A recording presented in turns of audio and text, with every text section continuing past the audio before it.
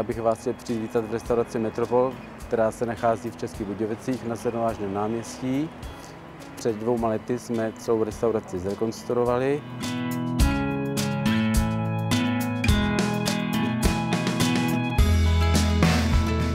Jsme tady 18 let a zjistili jsme, že prostě nejlepší je česká klasika. My se specializujeme na vyloženě českou kuchyni.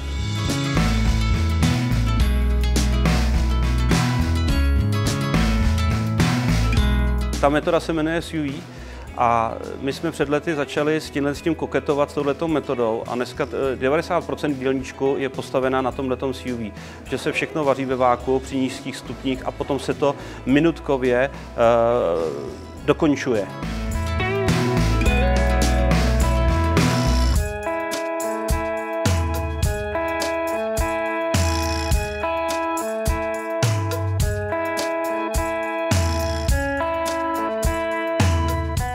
Naše restaurace je zaměřená na denní provoz, ale také provozujeme oslavy, svatby, firemní večírky, abiturientské večírky a různé akce, které souvisí s restaurací.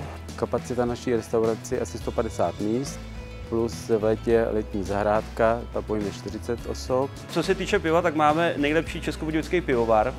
Jo, máme tady 10, 11, máme tady kroužek, máme tu černé pivo, který dneska si ne tak někde nedáte. Točíme i cider. Co se týče vín, tak máme velký výběr moravských, ale začali jsme odebírat i rakouská vína, aby lidi mohli porovnat.